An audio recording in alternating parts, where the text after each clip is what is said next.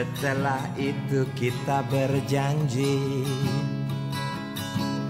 tadi pagi, esok hari atau lusa nanti, Garuda bukan burung perkutut, sang saka bukan sandang pembalut.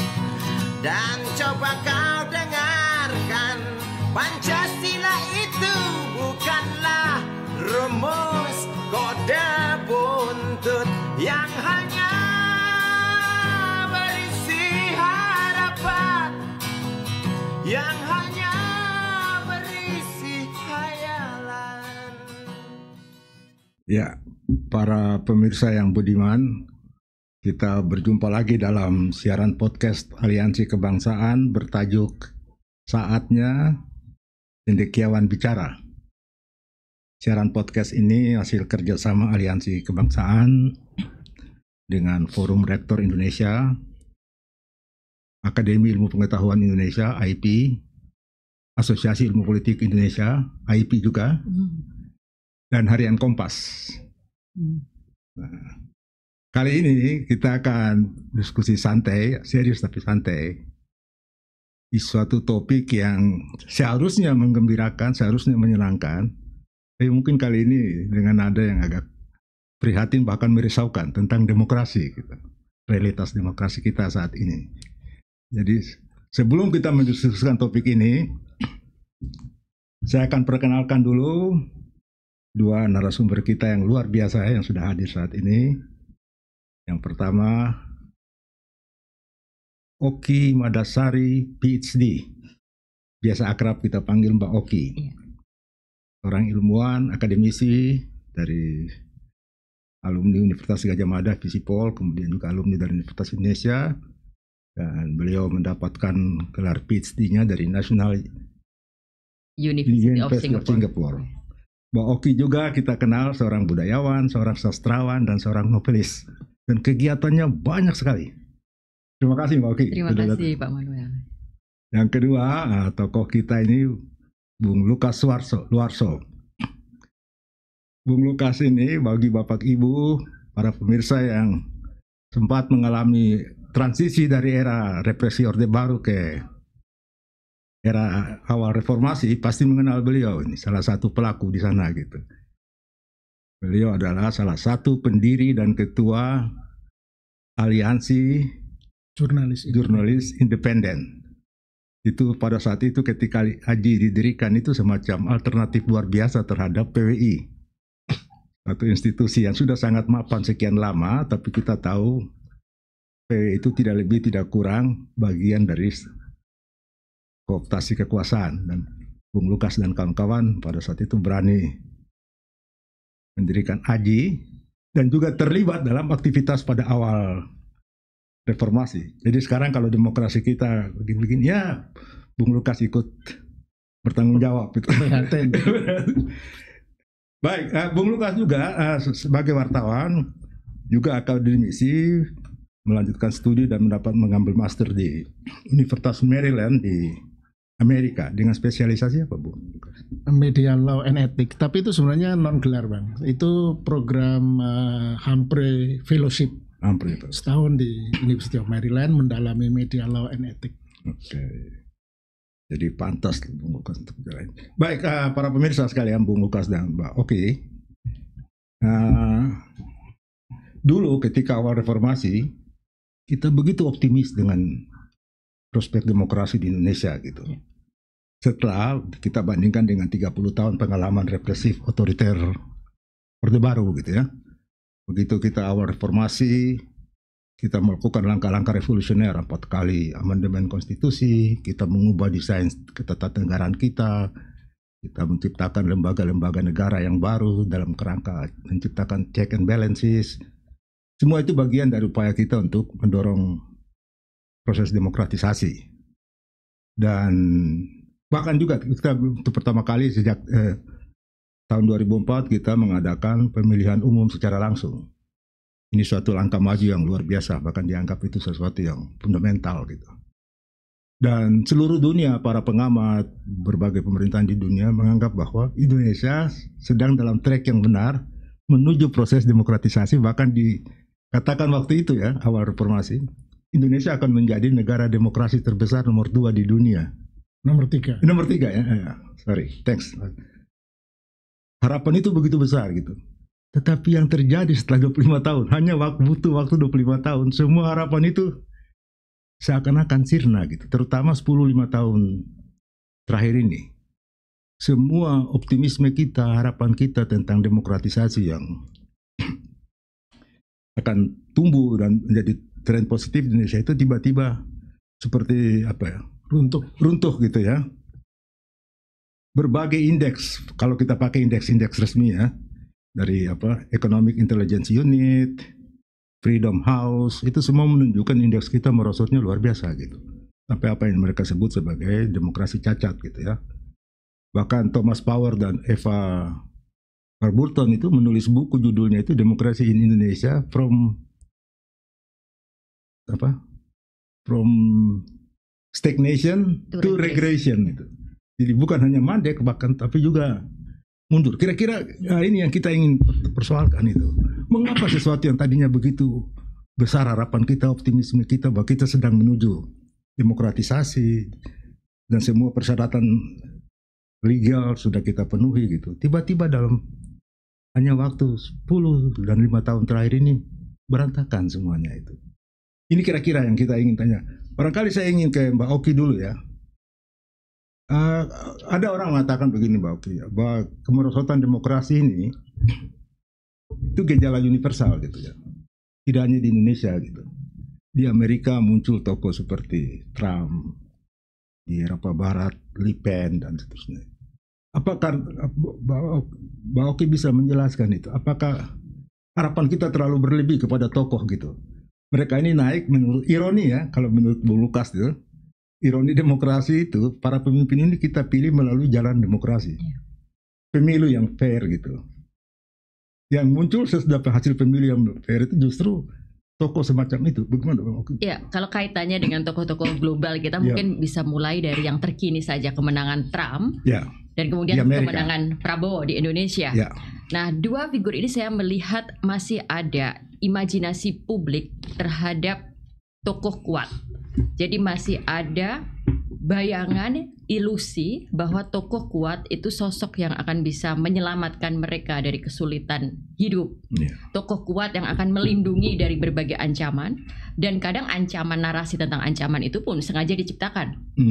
Trump yang menyuarakan soal imigrasi, Trump yang menakut-nakuti dengan para pendatang yang dari Meksiko dan sebagainya, dari Timur Tengah. Nah, di Indonesia pun juga ketika sosok kuat, katakanlah Prabowo ini kemarin yang baru terpilih, itu kan narasi-narasi menakuti, narasi-narasi bahwa rakyat membutuhkan seseorang yang bisa menyelamatkan, itu yang digaungkan dan itu terbukti.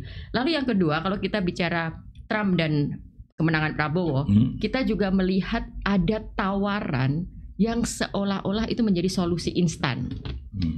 Di sini ada makan siang gratis, lalu di sana ada juga beberapa program yang sifatnya itu nanti melindungi publik, membantu masyarakat Amerika yang sekarang memang lagi kesulitan ekonomi. Nah, ini yang disukai. Jadi semuanya masih terjebak pada ilusi-ilusi itu dan mereka mengharapkan sosok kuat seperti Trump, Prabowo yang akan menjadi penyelamat mereka. Yang ini juga terjadi di Filipina, ini terjadi juga di Belanda. Di Belanda kan sayap kanan yang akhirnya menangkan partainya. Lalu kalau dikaitkan dengan pertanyaan tentang regression demokrasi tadi, Pak Manuel.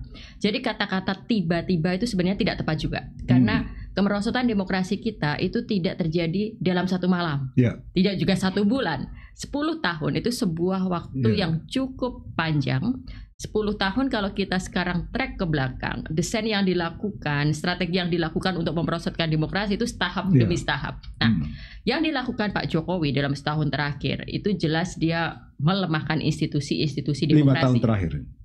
5 tahun terakhir, ya we can say that, bahwa itu mungkin yang kita sadari dan terlihat di mata, tapi bisa jadi strategi itu sudah dimulai sebelumnya dalam 10 tahun terakhir.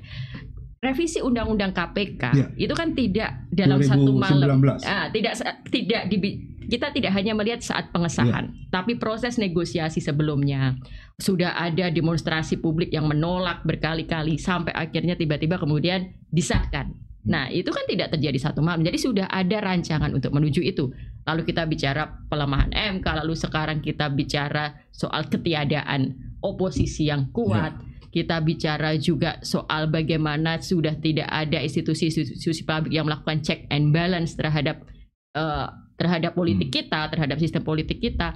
Nah, ini semua tidak terjadi dalam satu malam. Jadi saya tetap melihat bahwa 10 tahun terakhir ini memang ada sebuah langkah-langkah sistematis untuk memerosotkan demokrasi kita, dan tujuannya memang untuk mengamankan kepentingan agar tetap bisa dipertahankan di kelompok-kelompok tertentu. Itu yang terjadi di Indonesia. Nah, bagaimana Bung Lukas melihat ini? Melanjutkan tadi nih. Jadi demokrasi merosot, ini figur ini yang kita pilih secara demokratis. Ironisnya itu kita pilih secara demokratis melalui pemilu, dan justru muncul sosok yang tadi dengan tameng populisme, tetapi yang muncul nuansa fasismenya begitu menonjol gitu. Itu kita punya presidennya dalam sejarah sebenarnya. Ada dalam sejarah. Ya, kita tahu Hitler kan naik dengan pemilu juga. Jadi dia dari seorang militer desertir, pernah dipenjara karena desersi itu, dia ikut pemilu dan kebetulan menang, dan dari kemenangan itu kemudian dia bisa meruntuhkan demokrasi di Jerman. Tapi memang kalau saya melihat ini sebenarnya kesalahan dalam memahami elit ya, elit orang-orang elit di politik di Indonesia, kesalahan memahami demokrasi dan juga masyarakat pada umumnya. Demokrasi itu kan justru salah satu faktor penting pemikiran paradigma yang terpenting adalah menolak adanya figur. Jadi seolah-olah ada satu orang, satu figur yang punya kelebihan dibanding orang pada umumnya. Demokrasi itu kan yang paling jelas paradigmanya adalah kesetaraan. Dengan kesetaraan itu sebenarnya tidak ada orang yang dianggap punya kelebihan. Orang hanya punya keunikan, kompetensi yang berbeda. Tetapi dia manusia biasa, seperti manusia pada umumnya. Dia tidak lebih hebat dari seorang, kalaupun orang punya kompetensi tertentu, itu kompetensinya yang dia punyai, tapi bahwa dia bukan sosok yang punya kehebatan bisa menyelesaikan banyak masalah. Jadi fasisme itu kan beda dengan demokrasi. Fasisme itu, kalau demokrasi kan prinsipnya adalah 50+1 ya. Nah, fasisme itu 1. Kenapa repot-repot dengan yang 50? Kita cukup dengan yang 1 itu. Itu slogan yang dulu dipakai oleh Mussolini ketika naik menjadi seorang fasis diktator. Nah, itu yang harus kita ubah ya, bahwa demokrasi itu adalah, kalau secara slogan kan sering dinamai kekuasaan dari rakyat oleh rakyat untuk rakyat, atau Vox Populi, Vox Dei, suara rakyat, suara Tuhan, itu slogan-slogan. Tapi menurut saya paling suka satu definisi demokrasi yang pernah saya baca dari buku seorang pakar, saya agak lupa namanya karena memang tapi saya suka dengan definisinya. Demokrasi itu adalah satu mekanisme atau komitmen untuk bisa menerima hasil yang tidak pasti, tetapi dari proses yang harus dipastikan kepastiannya.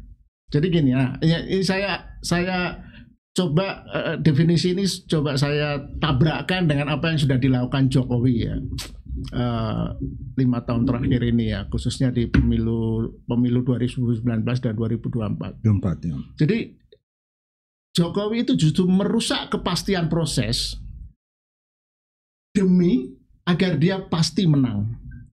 Sementara demokrasi itu justru itu, orang harus bisa menerima ketidakpastian hasil demi meyakini kepastian proses, memastikan prosesnya harus pasti.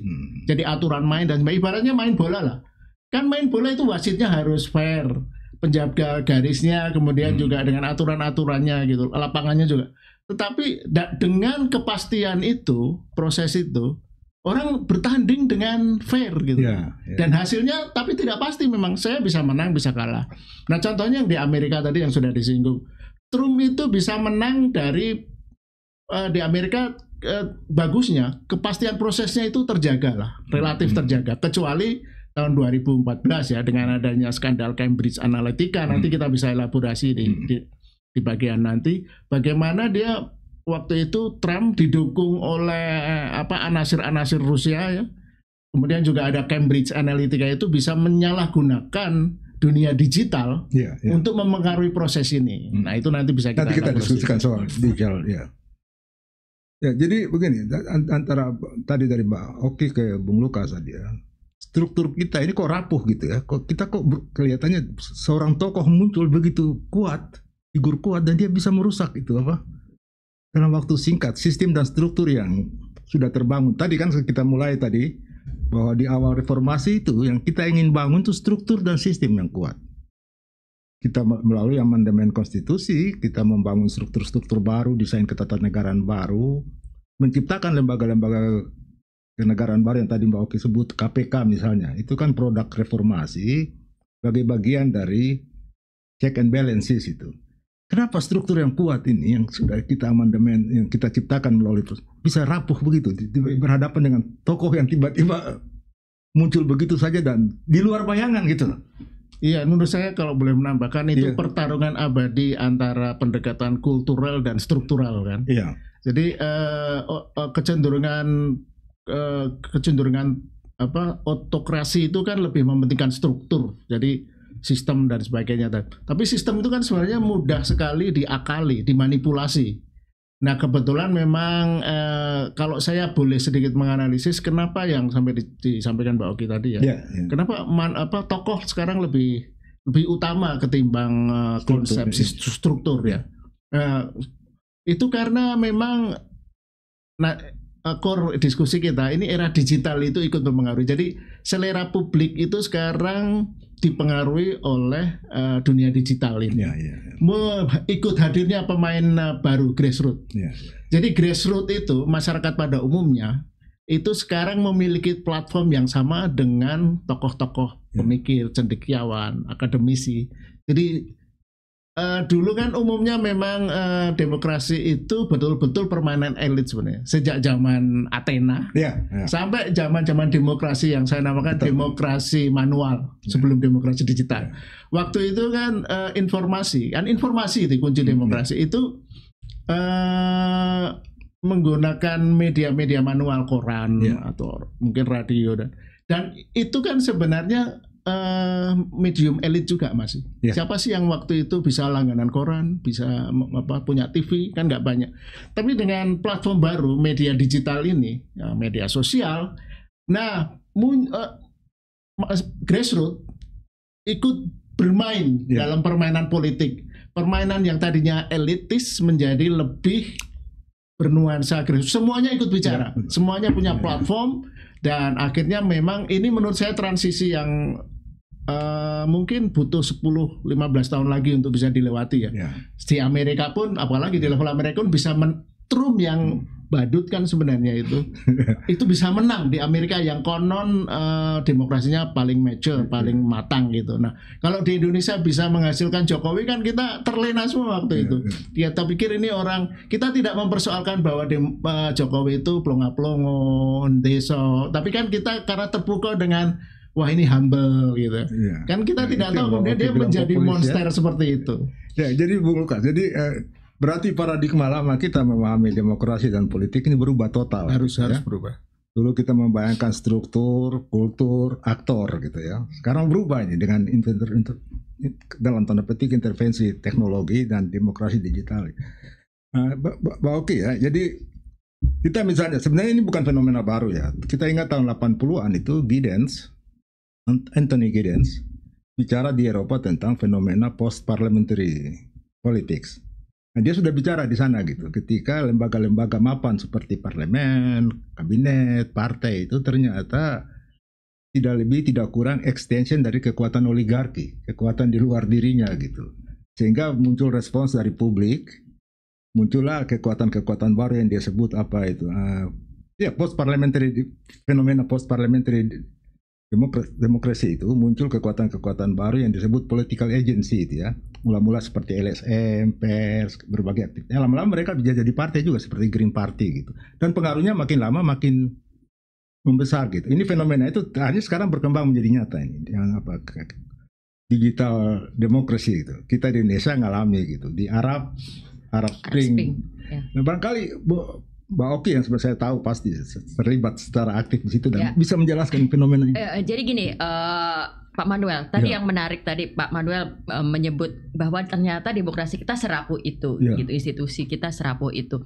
Nah, saya ingin menggarisbawahi bahwa kekuatan dan sekaligus kelemahan demokrasi adalah memungkinkan kita untuk selalu melakukan konsensus, koreksi, dan evaluasi sehingga kita bisa melakukan perubahan sistem. Itu yang dimungkinkan oleh demokrasi. Nah, yang terjadi di masa Pak Jokowi menggunakan celah itu. Dia tahu bahwa undang-undang itu kan semata konsensus di DPR.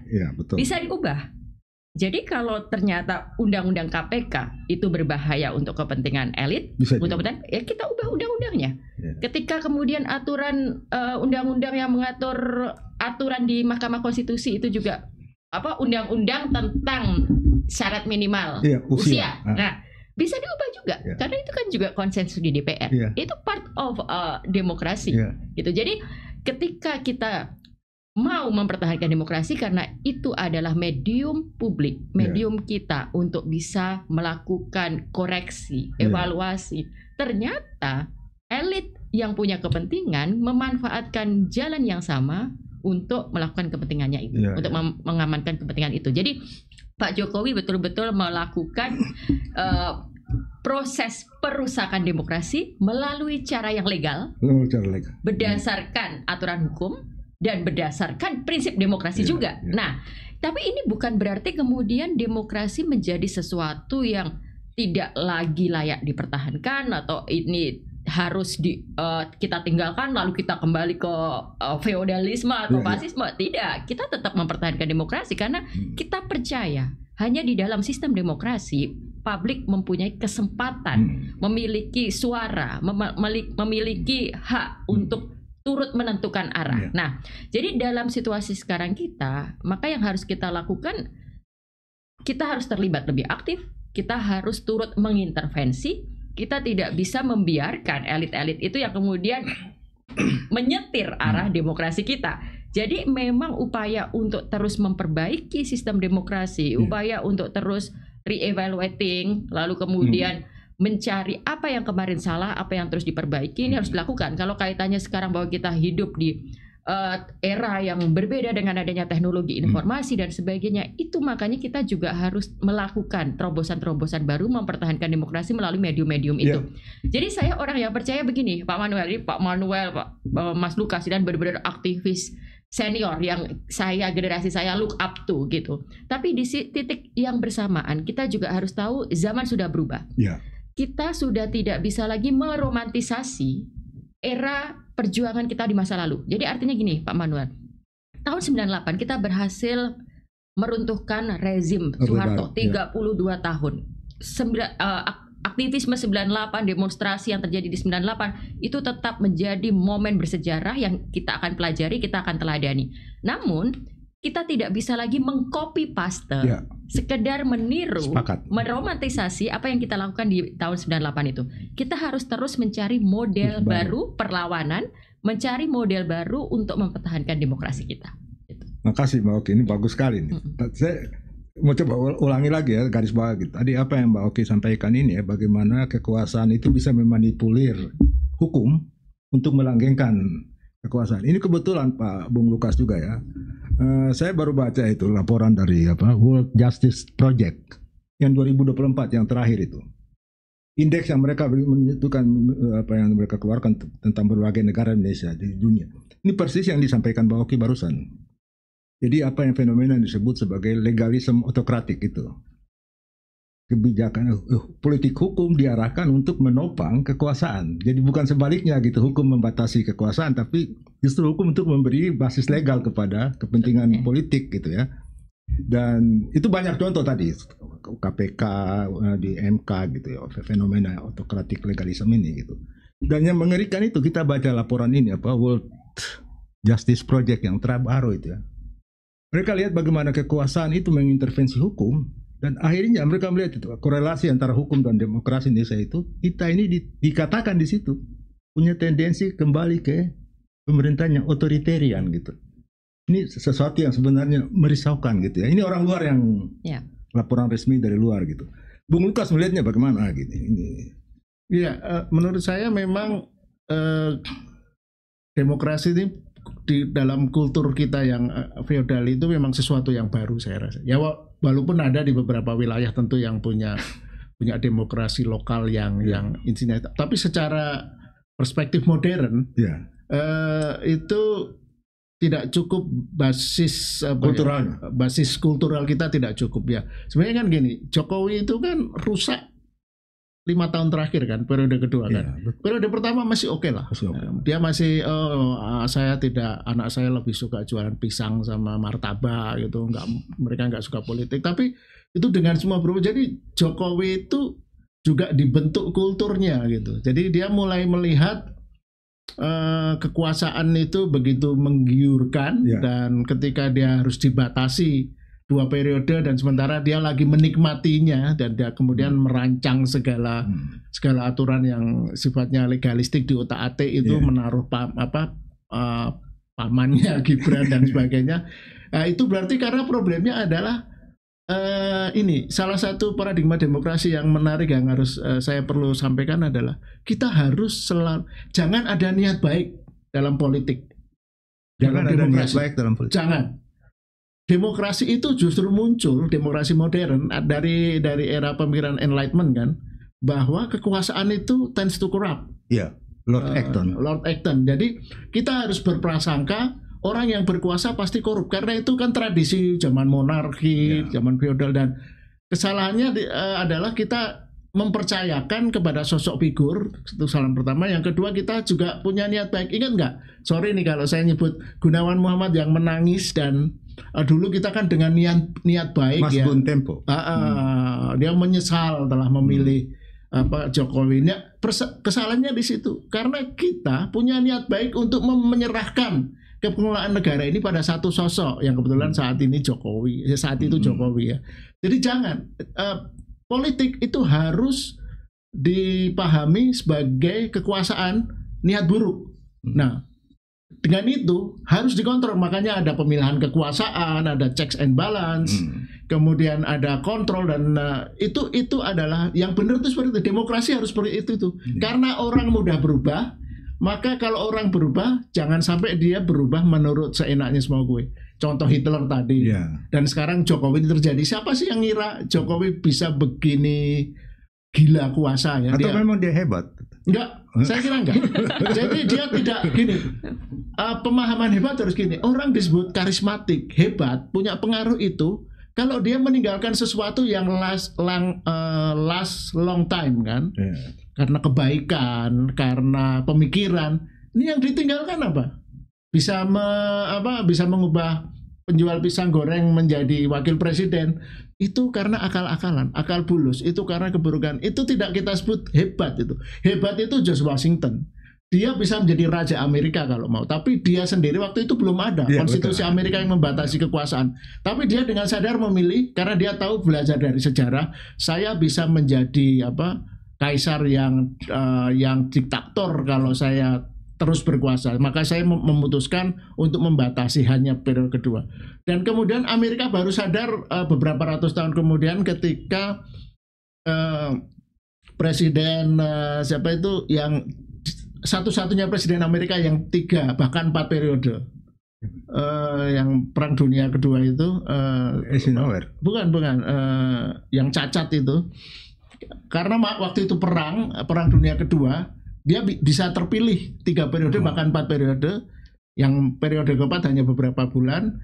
Nah baru kemudian Amerika sadar, wah ini harus ada pembatasan kekuasaan yang kemudian kita adopsi dalam reformasi. Kalau reformasi tidak membatasi kekuasaan karena pengalaman Soeharto 32 tahun, ini Jokowi masih menjadi itu, dia akan menjadi Soeharto kecil, Soeharto kurus. Nah itulah pentingnya. Jadi kecurigaan pada niat buruk orang yang berkuasa itu harus kita pupuk. Jadi masyarakat akan kritis dan memastikan orang harus dibatasi. Nah, menurut saya next step dari amandemen konstitusi kalau dianggap perlu adalah membatasi kekuatan parpol. Misalnya sekarang ini kan yang paling merusak demokrasi sebenarnya partai politik. Nah, karena apa? Ketua-ketua partai, para pemilik partai itu parpol itu tidak dibatasi. Betul sepakat itu. Semuanya kita reformasi. Iya, harus yang kita tidak kita reformasi justru partai politik. Ya. Tapi Bung Lukas, menarik ini tadi. Anda kembali ke soal kultur tadi ya. Kita tidak mengenal demokrasi dalam kultur kita. Saya kok jadi teringat debat antara Herbert Faith dan Hari Benda gitu ya. Herbert Faith itu kan menulis The Decline of Indonesian Constitutional Democracy. Dia menaruh harapan besar bahwa demokrasi Indonesia itu akan tumbuh karena dia melihat figur-figur waktu itu kan. Dia lihat Soekarno, Hatta, Syahrir, semua elit pemimpin nasional itu orang-orang berpendidikan dan semua orientasi barat. Ternyata akhir 50-an demokrasi itu gagal kan. Lalu dia bertanya, mengapa demokrasi gagal yang sudah diawali dengan baik? Ini kita seperti mengulang lagi nih sekarang ini. Karena niat baik itu. Iya, niat baik itu gitu. Lalu Profesor Herbert Benda sebagai sejarawan memberikan pertanyaan kepada Faith kan, pertanyaan Anda keliru katanya, bukan mengapa demokrasi gagal, memang demokrasi nggak mungkin tumbuh di suatu model budaya yang sangat patrimonial. Selain demokrasi saya tambahkan korupsi juga bukan. Kita tidak punya kata korupsi loh, corruption. Terus kita translasi menjadi korupsi. Itu memang makanya kalau korupsi menjadi budaya karena korupsi tidak dianggap sesuatu yang salah. Tapi terlepas dari ini ya Bung Lukas dan Mbak Oki ya, kita bicara figur lagi nih ya. Luar biasa ini, terlepas dari ini ya. Kalau boleh mumpung masih hangat. Satu hal yang mungkin saya kurang sepakat dengan Mas Lukas. Mas Lukas kan menekankan kita harus memandang negatif, curiga pada orang yang mau berkuasa gitu. Nah, saya pikir tidak harus selalu seperti itu. Kita masih bisa sedikit punya benefit of the doubt. Oke, kita masih punya harapan, tapi di titik ini yang harus dijaga adalah peran sebagai warga negara. Karena tadi sudah terlanjur disebut Mas GM, saya lanjutkan ya. Kenapa Mas GM bisa kayak nangis gitu? Karena Mas Gunawan Muhammad memposisikan dirinya sebagai fans, seorang fans, penggemar, seorang yang di sini memposisikan secara personal hubungannya dengan seorang presiden yang dipilih, yang didukung. Ketika presiden itu tidak memenuhi harapan, dia nangis. Padahal sebagai seorang warga negara, kita tidak perlu terlibat relasi yang personal seperti itu. Kita gunakan hak pilih kita. Ketika kemudian yang kita pilih terpilih, kita kemudian melihatnya sebagai seorang yang kita secara profesional sebagai dalam relasi kita warga negara dan dia presiden. Dengan begitu kalau terjadi hal yang tidak inginkan, kalau presiden itu melanggar hukum, kita akan melawan, kita akan bersuara, bukan kita malah nangis. Jadi saya orang yang sangat tidak sepakat ada personalisasi dalam relasi politik ini, termasuk melihat figur secara personal, itu yang menjadi penyakit kita gitu loh. Selama 10 tahun ini, itu yang harus kita ubah. Nah, itu memang menyambung lagi. Justru problem kenapa sekarang populisme begitu marah ya? Karena kan dan seluruh dunia itu. Ini terkait dengan media, informasi sebenarnya. Nah, personalisasi politik itu adalah efek akibat langsung dari politik menjadi dunia selebritis. Kenapa Trump menang? Karena Trump ini kan sebenarnya dia kan tahu kan dia host sebuah acara TV yang terkenal waktu You Are Fired. Nah, dia itu sebenarnya bukan politisi, dia adalah selebritis yang karena punya ambisi politik kemudian tiba-tiba dia menjadi politikus. Nah, itu sama dengan Jokowi, seorang tukang pelitur ya, pengusaha mebel. Tiba-tiba karena satu keberuntungan tiba-tiba jadi, dan dia tidak punya referensi sejarah bagaimana harus berkuasa, bagaimana harus mengelola pemerintahan. Dia hanya menggunakan instingnya, saya ingin berkuasa karena berkuasa itu enak, maka saya lanjutkan. Saya nggak mau lepas nih, saya mau pegang. Kalau saya nggak bisa, anak saya harus. Kan begitu. Jadi itu insting-insting purba. Saya di salah satu podcast lain saya sebut sebagai krok, pikiran kadal yang hanya ingin memuaskan hasrat-hasrat syahwat-syahwat kekuasaannya. Nah, yang harus dilawan itu adalah bagaimana itu tadi saya setuju. Politik jangan dipersonalisasi. Politik itu urusan publik. Tidak ada relasi personal saya. Ketika saya sudah memilih seseorang, itu selesai hubungannya setelah dia jadi. Setelah itu saya harus kontrol dia. Itu yang misalnya menjadi sikap GM misalnya, yang kemudian jadi terlambat, jadi menangis terlambat 8 tahun atau 9 tahun. Nah, mestinya itu tidak terjadi. Kalau pada level budaya, pemikir yang level tinggi aja seperti itu bagaimana degradasi. Kalau mereka klaim misalnya para pemuja Jokowi 58 pemuja Jokowi itu kan kekuatan, kalau itu benar bukan karena curang, itu kekuatan irasional kan yang dibentuk oleh demokrasi model demokrasi selebritis. Jadi melihat Jokowi itu sebagai selebritis, tapi anti selebritis sebenarnya karena tampilannya kan bukan kayak tidak glamor. Dia penampilannya culun, sederhana, baju yang dikeluarin, kurus dan sebagainya. Tapi itu menjadi anti selebritis yang membuat orang suka. Karena sebagai antitesis dari waktu itu gaya SBY yang sangat jaim, yang sangat politik gaya lama lah, protokoler, semuanya serba formal dan sebagainya. Nah, Jokowi adalah produk politik selebritis yang mesti kita tolak nanti. Ya, sepakat Mas Lukas. Tapi begini juga ya, tadi kita kembali ke struktur yang rapuh gitu ya. Ini kan fenomena ini 5 tahun terakhir sebenarnya. Tadi kan Bung Lukas, oke juga akui. 5 tahun pertama, it's okay. 2014 ke 2000 tidak cukup oke. Tidak cukup oke. Ya kalau dalam bahasa saya bahkan bisa jadi langkah-langkah itu sudah dimulai dalam senyap. Kita tidak tahu keputusan masuknya di situ ya. Tapi bayangkan seorang Jokowi bisa mengobrak-abrik itu. Ya, saya nggak secara langsung saya tidak menyalahkan Jokowi malah. Saya waktu itu kaget. Saya ini kan bisa dianggap waktu itu milieu saya. Pergaulan saya itu Jokowi juga. Karena gini lah, orang pada waktu itu pilihannya antara Jokowi dan Prabowo, Pak. Untuk orang yang backgroundnya aktivis seperti saya, nggak mungkin lah saya milih Prabowo. Kan itu. Jadi milih Jokowi bukan karena memang suka atau karena, tapi ya milih yang lebih tidak problematik gitu. Nah, saya mulai kaget karena saya waktu itu ikut WAG Jokowi gitu kan. Ini kok isinya kok pemujaan-pemujaan.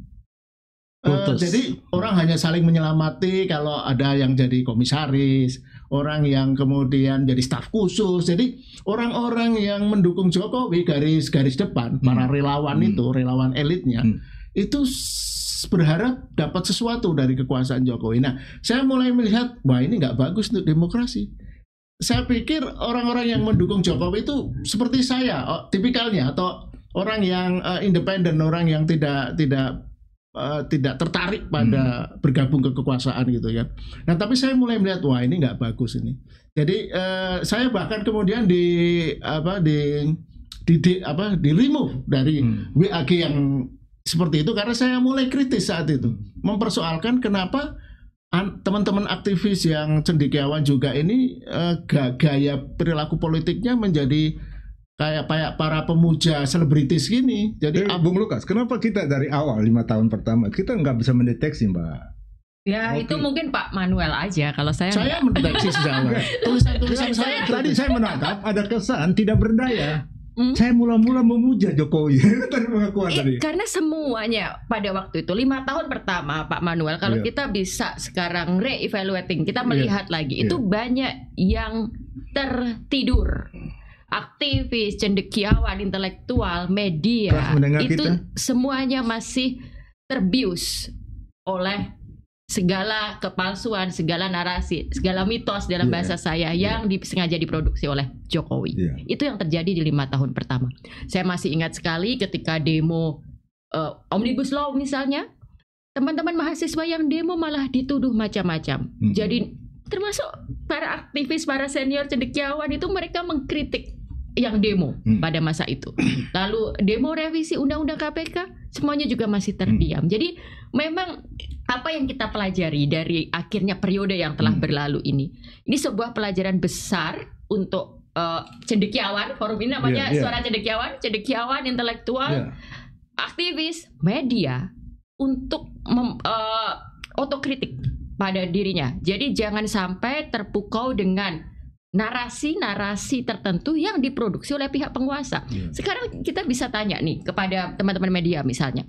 Ketika zaman dulu Jokowi mengatakan bahwa dia adalah sosok dari Solo yang berhasil melakukan ini, melakukan itu, berhasil yang penggusuran dengan sukses, bla bla bla. Memindahkan pedagang pasar. Pertanyaan saya, ada tidak media yang betul-betul melakukan cross check ke lapangan, yang betul-betul melihat itu di lapangan, bukan dari cerita yang diproduksi oleh Jokowi. Lalu kemudian ketika dinarasikan Jokowi seseorang yang sederhana, selain memberitakan itu, menyatakan bahwa itu sederhana karena naik ekonomi, karena pakai sepatu murah dan sebagainya, sesuai dengan produksi narasi yang dihasilkan oleh istana, ada tidak yang betul-betul melihat keseharian sebenarnya? Ada tidak yang betul-betul melihat tas apa yang dipakai istrinya Jokowi, lalu menuliskan itu pada masa itu? Nggak ada. Nah sekarang ini Pak Manuel, kita yang berlalu jadikan pelajaran, tapi kan kita sekarang sedang berada pada era yang juga sangat menantang. Kita bisa lihat Wakil Presiden Indonesia saat ini, Gibran Rakabuming, itu melakukan pola-pola yang sama seperti yang dilakukan Pak Jokowi. Dalam tempo 1 hari setelah dilantik, dia datang ke MRT, proyek MRT. Sesuatu yang sebenarnya bukan tugas seorang wapres. Tapi secara visual untuk kebutuhan komunikasi, wah itu sangat keren. Fotonya dipublikasikan, narasi bahwa wapres bekerja, wapres turun ke bawah itu apa, turba pada zaman Jokowi itu blusukan. Itu sudah diproduksi. Lalu kemudian ada yang namanya program Lapor Mas Wapres. Sekarang baru. Bayangkan seorang wapres menerima aduan warga, alih-alih dia membangun sistem di mana pengaduan bisa dilakukan di birokrasi, sistem birokrasi yang paling bawah, dia menerima aduan di meja wapres. Itu kan sebuah tindakan yang merusak sistem. Tapi bagi publik dan bagi media yang memberitakan apa adanya, saya amati media-media hanya memberitakan apa adanya. Dia memberitakan bahwa lapor Mas Wapres bisa bla bla bla. Jadi sesuai dengan narasi istana, tidak ada yang mengkritisi. Nah, tapi bagi rakyat yang melihat itu sesuatu yang bagus, sesuatu yang layak ditepuk tangan. Lalu bagaimana kemudian Wapres datang ke sekolah-sekolah bagi susu dan sebagainya.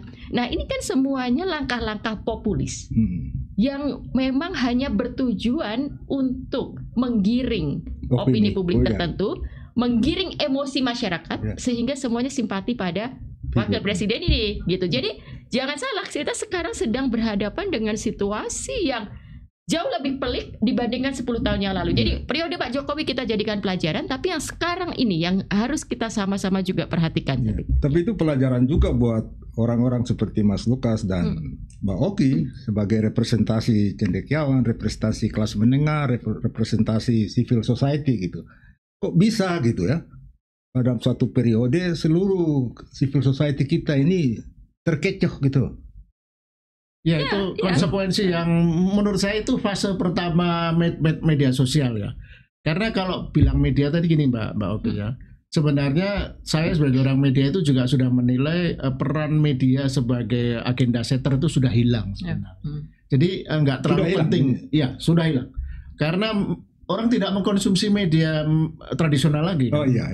Itu artinya apa? Jadi katakanlah 8 atau maksimal 10 tahun ini, fase pertama orang terbuai dengan informasi yang muncul dari media sosial atau dunia digital, itu kan lesson learn-nya orang menjadi paham sekarang. Ya itu proses sejarah yang mungkin harus dilewati lah itu. Ada GM yang menangis itu. Nah, saya yakin apa yang disinggung tadi mengenai lapor Mas Wapres itu kan sekarang yang muncul di media sosial itu negatif semua, karena pasti itu tidak akan jalan lah. Mana ada sih problem sedemikian besar ditangani oleh satu kantor, sementara kan bisa ada lapisan-lapisan yang paling bawah yang bisa mengatasi itu yang paling bawah.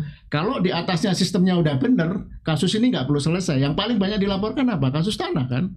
Karena mafia yang paling jelas di pemerintahan sekarang itu adalah mafia tanah.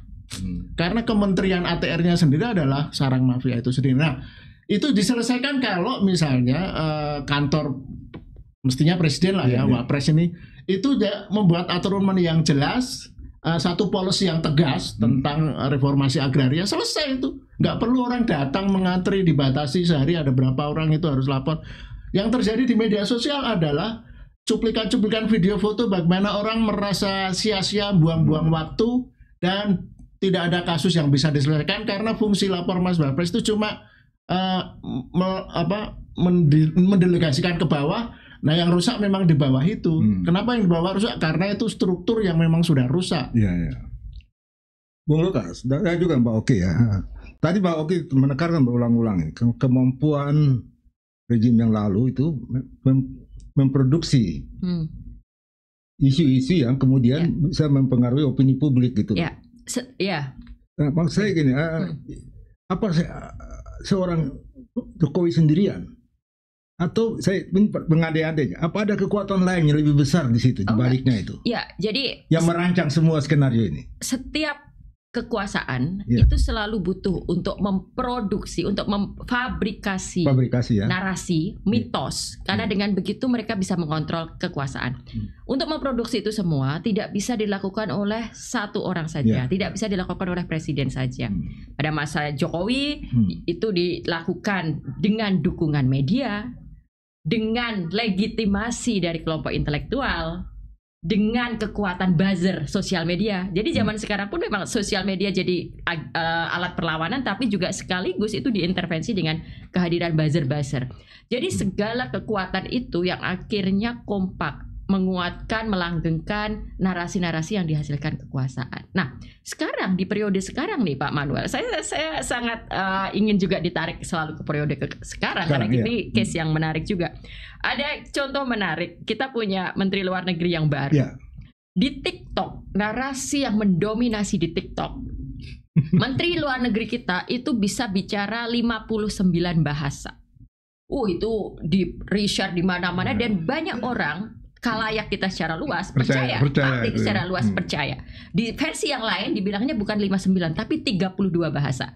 Whatever berapa bahasanya itu kan sebenarnya sangat terlihat itu tidak masuk akal. Tapi itu sengaja dinarasikan seperti itu. Jadi bagian fabrikasi opini. Untuk menghasilkan sosok Menlu kita yang memang kebetulan track recordnya belum banyak. Kalau kita Google kita tidak tahu siapa sebenarnya Menlu kita. Tapi kemudian narasi yang dihasilkan seperti itu dan itu disebarkan ke publik yang tidak punya akses pada alternatif informasi yang lain karena semuanya dibanjiri dengan seperti itu. Jadi kita bisa melihat bahwa di setiap rezim, di setiap pemerintahan, upaya untuk menghasilkan narasi-narasi yang penuh dengan kebohongan, penuh dengan mitos, penuh dengan kepalsuan itu akan selalu dilakukan. Jadi sekarang tugas kita, tugas para intelektual yang sudah berkesadaran, yang sudah cukup terpukul dengan kemarin 10 tahun itu, akhirnya kita yang harus melawan itu. Kita yang harus coba terus untuk mengedukasi publik. Kita harus terus menunjukkan bagaimana setiap orang itu punya kapasitas, kapabilitas sebagai warga negara, bukan lagi sebagai seorang fans politisi. Jangan tertipu hanya karena seorang presiden punya kucing yang lucu, lalu berfoto dengan kucingnya. Nah, misalnya kan kayak gitu. Jadi tetap harus kita bisa mengedukasi publik. Itu saya pikir tantangan terbesar intelektual. Mengedukasi publik, menyadari kenyataan seperti ini. Menyadari kenyataan dan menyadari fungsi dan haknya sebagai warga negara.